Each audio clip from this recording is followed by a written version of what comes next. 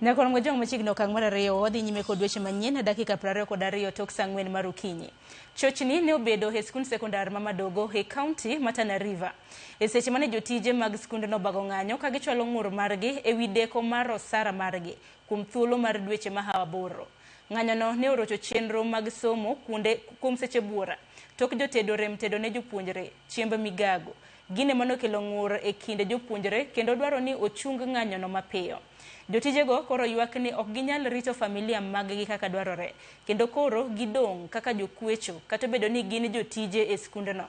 Japuonj maduong' mar skundno, Abdigani Abdikadir, ne odagi loso kod ute fwambo e wi wach makamano.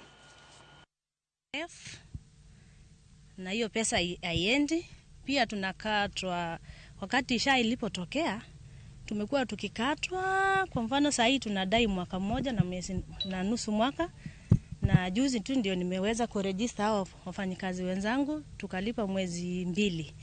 Na pia huo mwaka mmoja umepita na nusu, hiyo pesa tumekuwa tukikatwa na hii kuenda mahali. Ilikuwa ni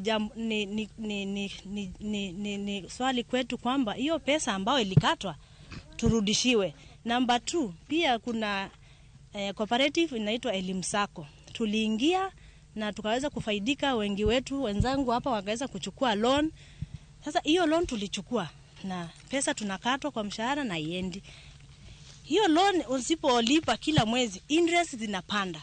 Interest zimekuwa juu mpaka hata tunapigiwa simu, hata tumewekwa kwa CRB. Hatuna msaidizi. Kila miaka nenda miaka rudi hakuna mshahara.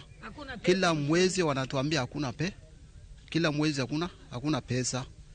Sasa tunashangaa hii shule serikali walisahau kutuma pesa hapa ya capitation ama nadai shule hapa silipu.